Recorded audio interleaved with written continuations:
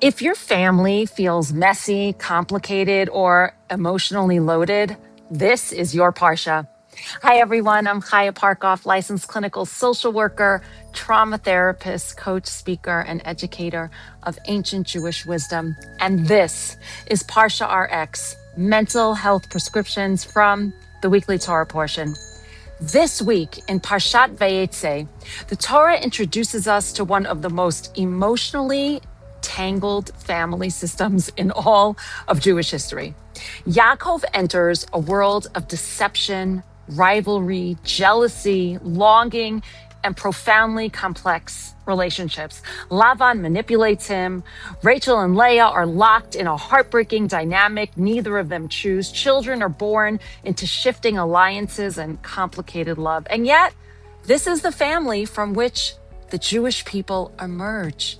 Leah, who the Torah calls unloved, still names her children with spiritual intention, faith, and trust that Hashem knows exactly what he's doing, even inside pain. Yaakov, despite being deceived and wounded, stays in the work. He doesn't give up on family or on relationships or on growth. He shows up again and again. And from this messy, complicated family come the 12 tribes, our entire spiritual story, and ultimately Mashiach.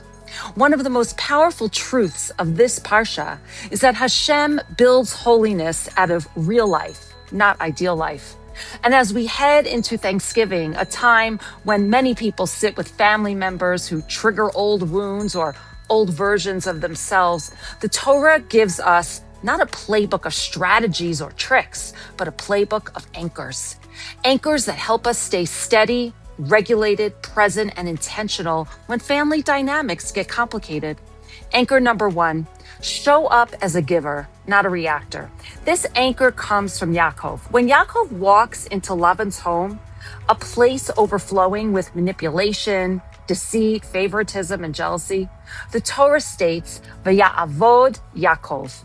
And Yaakov served, not servitude, not self-erasure, but avoda, grounded, purposeful showing up. Yaakov enters a triggering family system and makes a conscious choice. I will not mirror this dysfunction. I will bring my values into this space. I will be a giver, not a reactor. When you walk into a family gathering that activates old wounds, anchor yourself in service. How can I bring light? How can I support someone who looks alone? How can I bring integrity into this moment? Not because others necessarily deserve it, but because you deserve to stay aligned with who you want to be. Yaakov teaches us, don't collapse into the energy of the room. Bring your own and elevate it. Anchor number 2, thank Hashem in the middle of the mess. To understand Leah's anchor, we need to understand her story. Yaakov worked 7 years to marry Rachel, the woman he deeply loved. But on the wedding night, Lavan switched Rachel with Leah. The next morning, the Torah tells us Rachel was loved, but Leah was unloved.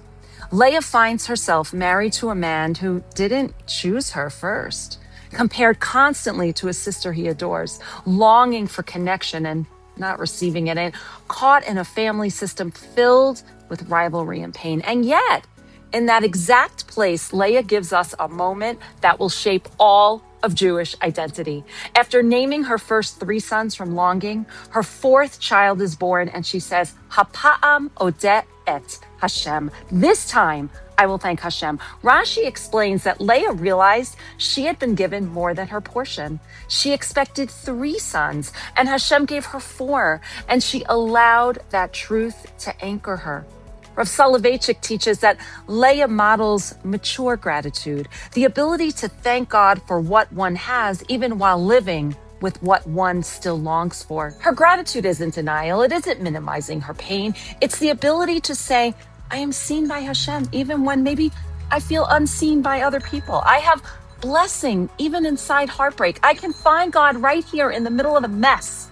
And from Leah's clarity comes Yehuda, the line of David HaMelech and ultimately Mashiach. And from Yehuda comes our very name, the Jewish people, Yehudim, the people who can find God not after life becomes perfect, but inside its complexity. This becomes our anchor. You don't have to wait for your family to change or for the story to resolve to feel connected to Hashem. You can find God right here in the middle of the mess. Anchor number 3, trust that Hashem knows exactly what he's doing. This anchor comes from the arc of the entire Parsha. Leah's gratitude doesn't erase her pain, but it rests on a deeper truth. Hashem's allocation is exact. His storyline is precise. He knows exactly what he's doing, and it's good. The same God who guided Yaakov and Leah through their complicated story is guiding you through yours. Even when the dynamics are confusing, even when old wounds get activated, even when the family system feels impossible, Hashem is weaving something larger than what you can see. In Vayetze, the very moments that look like chaos are the ones quietly moving the story forward. This anchor reminds us that your family's complexity isn't proof that something is wrong. It may be evidence that something holy is being formed through you. As we walk through Thanksgiving and Shabbat, remember that you come from a family story that was never simple, but always destined for holiness. So what's the ParshaRx for this week? Show up as a giver, not a reactor. Thank Hashem in the middle of the mess. Trust his storyline even when it's hard to see. Holiness isn't found in perfection. It grows in the places where we choose to show up with love and with courage. Happy Thanksgiving and Shabbat Shalom.